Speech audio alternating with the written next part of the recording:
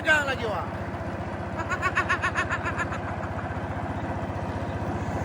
Jadi wak, cerita pagi ni kami ngangkat sagang lagi wak. Ni wak, sagang ni wak.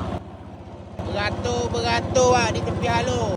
Jadi kalau mereka nak tahu macam gini lah wak cara kita mengangkat sagang. Kenapa Wak Atan tidak mengangkat sagang dari kuala sungai bawa ke ujung sungai? Sebab kalau kita angkat dari kuala sungai bawa ke ujung sungai, dia punya melawan arus, bukan main kuat lagi wak. Teruklah Pak Tekong yang berdayung. Tunggu apa lagi Tan? Angkatlah sagang tu.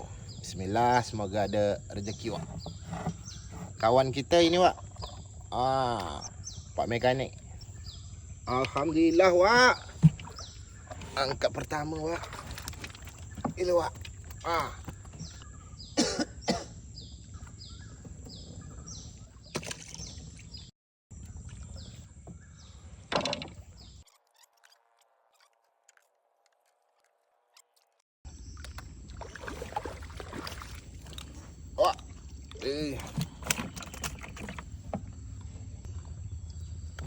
Wak.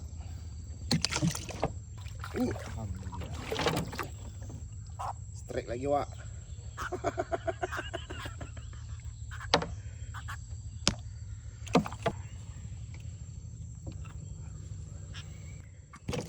Lima ekor wak masuk belukang. Linyang lagi bibi pagi ni wak. Umbankan Robin dulu wak.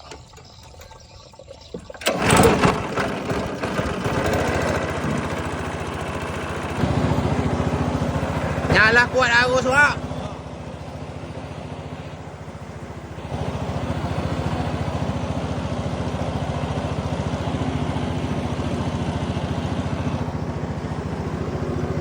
Speedboat kapal pos ni wak. Kapal pos kampung kami.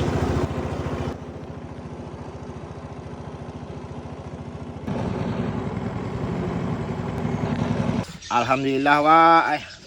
Maaf ya wak ya, tadi kami tak terekam sampai habis. Tak tahulah HP kenapa pula pasal wak.